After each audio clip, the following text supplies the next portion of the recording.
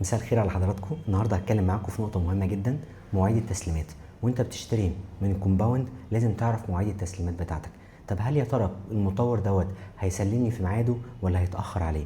في كذا علامه تعرف منها الموضوع دوت. اول علامه لازم تعرف نسبه التنفيذ قد ايه. لو المشروع ده مش في اللونش، اعرف مطروح بقاله قد ايه ووصلوا فيه لغايه فين. يعني لو مطروح بقاله مثلا سنه ونص وهم لسه ما حفروش، يبقى اكيد مش هيسلموا في ميعاده. تاني علامه، هل المطور اداك مواعيد رسميه ان هو مثلا بعد 6 شهور هيتم الحفر، بعد سنه هيكون طلع بالبيزمنت والدور الاول، بعد سنه ونص هيكون وضع كذا كذا. هل الكلام دوت اعطاهولك ولا لا؟ لو حتى المطور ما ادالكش الموضوع دوت، انت تقدر تتابع الشركه دي نفسها من جهاز المدينه، والنقطه دي مهمه قوي تابعها. ثالث علامه، الخدمات، الكهرباء والميه، الطرق الداخليه، هل يا ترى في حاجه من دول معمولين ولا لا؟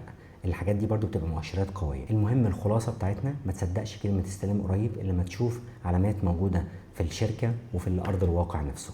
ما تنساش تعمل لنا فولو او سبسكرايب عشان تتابع كل جديد في السوق العقاري.